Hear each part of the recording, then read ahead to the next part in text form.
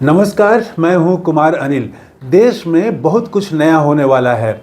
चुनाव आयोग पिछले 10 साल से लगातार विवाद में है और हाल के दिनों में वो विवाद बढ़ता जा रहा है। लेकिन आज ममता बनर्जी ने चुनाव आयोग के खिलाफ ऐसी बात कही जो आज तक किसी नेता ने नहीं कही है। उन्होंने सीधे चुनौती दे दी है। और अभी तक क्या हो रहा था? अभी तक हो रहा था कि चुनाव आयोग से लोग आवेदन देते थे, शिकायत करते थे, लेकिन शिकायतों का कोई असर पड़ता हुआ दिखाई नहीं पड़ रहा है। और वो लगता है एकदम कान में तेल डाल के वो चुनाव आयोग एकदम से निश्चिंत है। राहुल गांधी ने कितना बड़ा सवाल उठाया, दिल्ली में प्रेस कॉन्फ्रेंस करके महाराष्ट्र पर सवाल उठाया और चुनाव आयोग की तरफ से बयान आया कि हम इसका जवाब देंगे। लेकिन अब तो महीना होने जा रहा है, उसका जवाब अभी तक नहीं आया, मीडिया में तो नहीं आया जवाब। तो अब ममता बनर्जी ने ऐसी बात कही। उन्होंने कहा कि ये बंगाल जो है वो महाराष्ट्र नहीं है, दिल्ली नहीं है, ये बंगाल है। और उन्होंने याद दिलाया कि 26 दिनों तक उन्होंने भूख हड़ताल की थी, भूमि अधिग्रहण के खिलाफ 2006 में की थी उन्होंने, और बहुत तीखा संघर्ष बंगाल में चला था। उसकी याद दिलाते हुए ममता बनर्जी के जीवन का वो सबसे तीखा संघर्ष था, उसमें उन्होंने 26 दिन तक भूख हड़ताल की थी। उन्होंने कहा कि अगर चुनाव आयोग ये जो धांधली हो रही है इस पर रोक नहीं लगाएगा, जो मतदाता सूची है उसमें गड़बड़ी करने की कोशिश की जा रही है, उसको अगर दुरुस्त नहीं करेगा, तो हम जैसे 26 दिन तक भूख हड़ताल कर सकते हैं, तो हम चुनाव आयोग के खिलाफ भी सड़क पर उतर सकते हैं। हम चुनाव आयोग के खिलाफ भी भूख हड़ताल कर सकते हैं, धरना दे सकते हैं, अनिश्चितकालीन प्रोटेस्ट कर सकते हैं। ये जो तेवर था ममता बनर्जी का, जो शब्द थे, वो बता रहा है कि देश में अब जो है, क्योंकि आखिर अभी देखिए महाराष्ट्र में क्या हुआ, वहाँ पर तमाम जो है वो आवेदन दिए गए, शिकायत की गई। वहाँ कई गांवों में लोगों ने मॉक वोटिंग भी की और उसके बाद कई गांवों में जुलूस प्रदर्शन भी निकले, लेकिन वो गांव स्तर के थे और ऊपर से ऑर्गेनाइज नहीं था, वो कोई राजनीतिक दल ने ऑर्गेनाइज नहीं किया था, वो ग्रामीणों ने स्वतः किया था, तो वो कोई बड़ा मुद्दा नहीं बन पाया। लेकिन अभी ये दौर चल रहा है, शिकायत, आवेदन, शिकायत और छोटे मोटे जुलूस। अब ये अगर बंगाल में दिल्ली जैसे कोशिश की गई, जिस तरह से दिल्ली में जितनी शिकायतों की भरमार आई, जिस तरह से हजार हजार वोटर के नाम काटे गए, तो अगर वैसा हुआ तो बंगाल में ममता बनर्जी ने कहा है कि वो सड़क पर उतरेंगी चुनाव आयोग के खिलाफ में। तो ये देश में नया होने जा रहा है। अभी तक क्या होता था, सरकार के खिलाफ लोग सड़क पर उतरते थे, सरकार के खिलाफ जुलूस निकालना, प्रदर्शन करना, हड़ताल करना, बंद करना। अब ये लगता है कि चुनाव आयोग के खिलाफ भी अब ये सब, अब तो ममता बनर्जी ने कह दिया, तो आने वाले दिनों में ये सब चुनाव आयोग के खिलाफ भी होगा, तो आश्चर्य नहीं होना चाहिए। इसीलिए मैंने कहा कि ममता बनर्जी ने वो बात कह दी है जो आज तक किसी नेता ने नहीं कही है। देखिए, राहुल गांधी ने बड़ा सवाल उठाया था, पता नहीं क्यों चुनाव आयोग अभी तक उसका जवाब नहीं दे पा रहा है।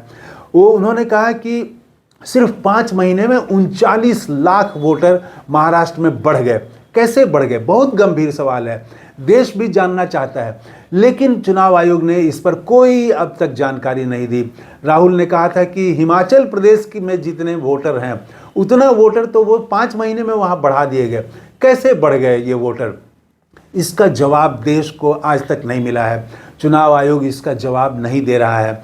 तो कांग्रेस तो अभी तक शिकायतों वाले ही, राहुल गांधी शिकायत, प्रेस कॉन्फ्रेंस, सभा में उठाना, यही अभी तक वो यहीं तक है। ममता बनर्जी ने उस मुहिम को, उसको एक कदम आगे बढ़ा दिया है। उन्होंने कह दिया कि बंगाल में अगर महाराष्ट्र करने की कोशिश की जाएगी, दिल्ली करने की कोशिश की जाएगी, तो हम सड़क पर उतरेंगे। और इसके बाद हम आते हैं कि ममता बनर्जी ने एक बात और कही कि 2027 से 2029 के बीच में भाजपा फिनिश हो जाएगी। भाजपा के पास बहुत कम समय है, बहुत कम साल बच गए हैं, भाजपा का जीवन बचेगा ही नहीं। उन्होंने अपनी पार्टी के लिए टारगेट भी सेट किया कि इस बार 215 सीटें हमको जीतनी है 2026 में। तो पिछली बार 2021 में ममता बनर्जी की पार्टी ने वहाँ पर 213 सीटें जीती थी। इस बार 215 का उन्होंने टारगेट दिया है। तो टारगेट तो खैर बहुत बढ़ा चढ़ा के नहीं दिया है, जो पिछली बार जीता उससे सिर्फ 2 सीटें ज़्यादा हैं। तो उन्होंने याद दिलाया भाजपा को कि भाजपा जब बंगाल में चुनाव लड़ रही थी तो भाजपा के बड़े बड़े नेता 200 पार का नारा लगा रहे थे और वो 77 सीट पर सिमट गए और 200 पार हमने किया। तृणमूल कांग्रेस को 200 से ज़्यादा सीटें मिली। तो वो चौंकाया था उस परिणाम ने, ममता बनर्जी की ताकत वो दिखी थी। और उन्होंने ये भी कहा कि बंगाल में 200 पार का नारा उनका नहीं चला और देश में 400 पार का नारा नहीं चला। तो वो यहाँ पर बंगाल में हम उनको जमने नहीं देंगे, उनको हम एकदम से उखाड़ देंगे।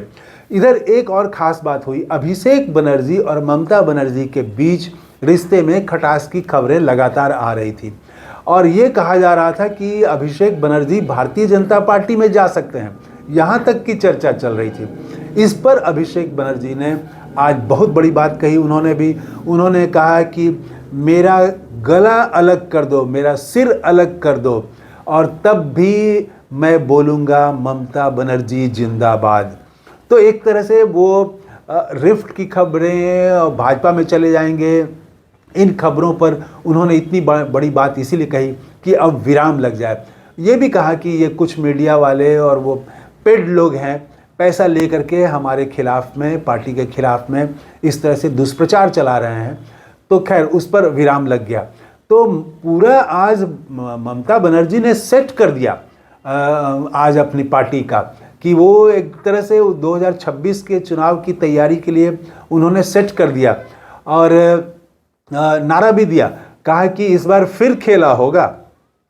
तो बहुत भीषण लड़ाई होने वाली है और मैं कह रहा हूं कि देश में कुछ नए आंदोलन भी लगता है हम बहुत जल्दी देखेंगे, साल 1.5 साल के भीतर में ही। तो इस वीडियो में इतना ही। थैंक यू, धन्यवाद, जय हिंद।